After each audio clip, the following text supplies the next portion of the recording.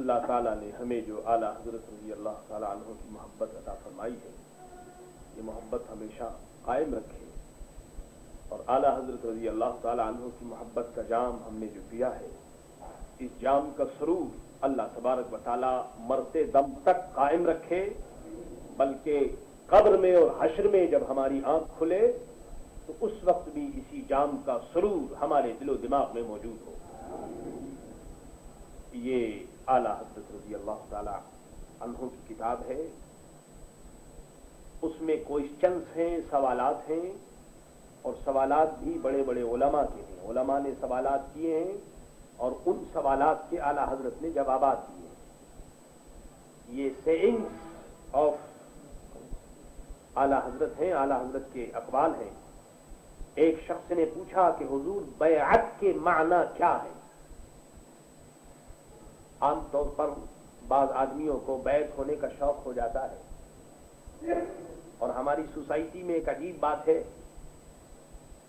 بیعت کے معنی جان کر جو لوگ بیعت ہوتے ہیں، سبحان اللہ، یہ تو بڑی اچھی بات ہے، لیکن ویسے کسی کے سر میں درد ہو گیا تو بیعت ہو گئے، کسی کے پیٹ میں درد ہو گیا تو بیعت ہو گئے، کسی کے کاروبار میں نقصان ہو گیا تو بیعت ہو گئے، کسی نے کوئی تعویذ لیا اور وہ تعویذ میں نفع ہو گیا تو بیعت ہو گئے۔ مقصد یہ ہے کہ یہ تقریباً 95%، بلکہ میں تو کہوں گا کہ 99% جو ہے یہ یہی مصیبت ہے۔ ایک جوش اٹھا، بیعت ہو گئے، 2-4 روز نماز پڑھی، کہا چلو جا کر بیعت ہو جائیں، ایک آدھ دن رات کو 2 بجے آنکھ کھل گئی، تہجد پڑھ لیا، دوسرے دن آ کر بیعت ہو گئے۔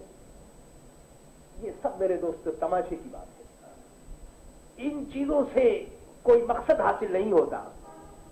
بیعت کا صحیح مطلب کیا ہے اور صحیح مفہوم کیا ہے، یہ اعلیٰ حضرت سے سنیے۔ ارشاد فرماتے ہیں، میرے دوستوں، میں نے حضرت مفتی اعظم قبلہ اپنے پیر و مرشد دامت برکاتہم العالیہ کو مانہرہ شریف میں دیکھا ہے، اپنی جوتی ہاتھ میں لیے ہوئے ننگے پیر مانہرہ شریف کی گلیوں میں پھرتے ہوئے دیکھا، حالانکہ وہ مفتی اعظم ہے، سینکڑوں ہزاروں عالم ان کے مرید ہیں، لیکن کہتے تھے کہ یہ میرے شیخ کی گلی ہے، یہ میرے شیخ کی بارگاہ ہے۔ یہاں جوتی ووتی کا کیا مطلب ہے؟ یہاں سنو، اعلیٰ حضرت سے پوچھا کہ حضور بیعت کے معنی کیا ہے؟ اب جواب دیتے ہیں، فرمایا ہے بیعت کے معنی بک جانا، سولڈ، بک جانا۔ جس طرح سے آپ کسی دکان پر جاتے ہیں اور 1 روپیہ 2 روپیہ دے کر کے کسی چیز کو آپ خرید لیتے ہیں تو وہ چیز آپ کی ہو جاتی ہے، اب آپ چاہے اسے آپ پھینک دیں، جلا دیں، مار ڈالیں، کچھ بھی کریں، وہ چیز آپ کی ہوگی۔ اعلیٰ حضرت فرماتے ہیں کہ بیعت کے معنی ہے بک جانا۔ یہ تو معنی بتائے، اب اس کی مثال دیتے ہیں۔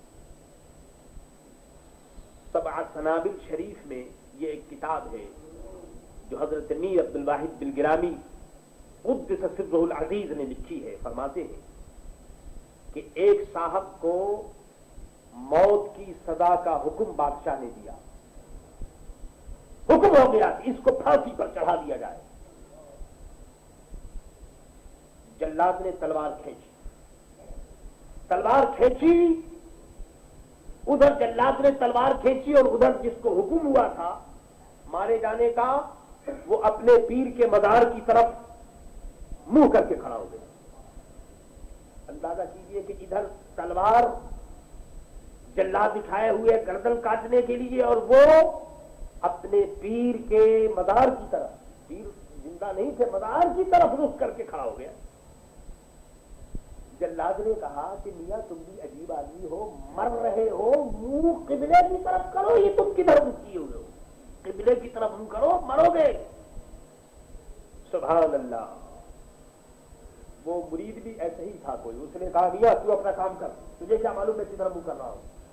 میں قبلے کو منہ کر رہا ہوں یا کعبے کو کر رہا ہوں، میں جدھر کر رہا ہوں میں جانتا ہوں، تجھے اپنا کام کرنا ہے۔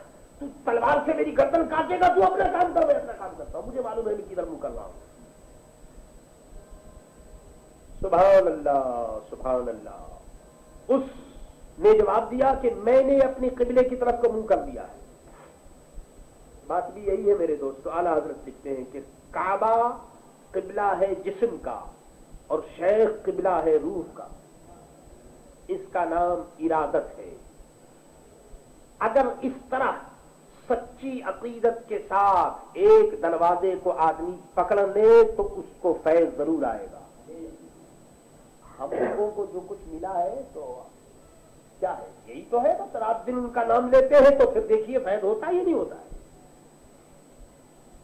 ارشاد فرمایا کہ اگر اس کا شیخ خالی ہے تو شیخ کا شیخ خالی نہ ہوگا۔ اگر تھوڑی دیر کے لیے مان لیجئے کہ کسی کا شیخ انکمپلیٹ ہے تو جو اس کا شیخ ہوگا وہ خالی نہیں ہوگا، اور پھر یہ تمام سلسلہ حضور غوث العظم رضی اللہ تعالی عنہ تک پہنچا ہے تو وہاں سے انشاءاللہ تعالی ضرور فیض حاصل ہوگا۔ اعلیٰ حضرت فرماتے ہیں کہ ایک فقیر بھیک مانگنے والا ایک دکان پر کھڑا تھا اور کہہ رہا تھا کہ 1 روپیہ دے دے، اور اگر تو نہیں دے گا تو میں تیری ساری دکان میں الٹ دوں گا۔ وہ فقیر بھی بڑا کوئی زبردست تھا، 1 روپیہ دے ورنہ میں تیری ساری دکان میں الٹ دوں گا۔ سارے کے سارے لوگ جمع ہو گئے کہ یہ فقیر عجیب آدمی پیسے بھی مانگتا ہے اور دھمکی بھی دیتا ہے کہ اگر تو نہیں دے گا تو میں دکان الٹ دوں گا۔ سب آدمی جمع ہو گئے، ایک اللہ والے کا گزر ہوا، اللہ والے نے اس کو دیکھ کر کہا کہ اے دکاندار، اگر خیریت ہے تو جلدی روپیہ دے دے ورنہ تیری دکان الٹ جائے گی۔ لوگوں نے کہا حضرت یہ تو یوں ہی بات کرتا ہے، یہ کیا دکان الٹ سکے گا؟ اس اللہ کے بندے نے کہا کہ نہیں، تیری دکان الٹ جائے گی۔ کیوں؟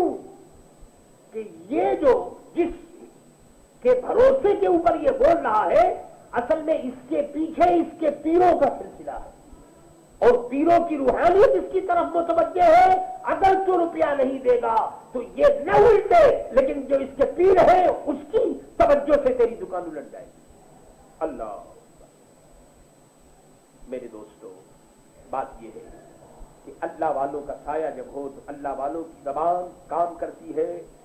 اس لیے میرے دوستو کسی فقیر کے دل کو دکھانا نہیں چاہیے، کیونکہ اگر اس کی زبان سے کوئی بات نکل گئی تو اس سے دنیا کا بھی خسارہ ہے اور دین کا بھی خسارہ ہے۔ اللہ دین کے امام فرماتے ہیں کہ حضور غوث العظم رضی اللہ تعالی عنہ کے دفتر میں قیامت تک کے مریدین کے نام لکھے ہوئے ہیں، جس قدر غلامی میں ہیں یا آنے والے ہیں۔ حضور غوث العظم فرماتے ہیں کہ اللہ تعالیٰ نے مجھے ایک دفتر عطا فرمایا ہے، اس میں تمام میرے مریدین کے نام ہیں، اور مجھ سے فرمایا کہ وَهَبْتُهُمْ لَكَ، اے عبد القادر جیلانی یہ تمام مریدین میں نے تجھے دے دیے۔ اللہ سے دعا کرو کہ اللہ تبارک و تعالیٰ اسی نسبت غلامی میں ہمیں رکھے اور اسی نسبت غلامی کے ساتھ ہمارا خاتمہ بالخیر فرمائے۔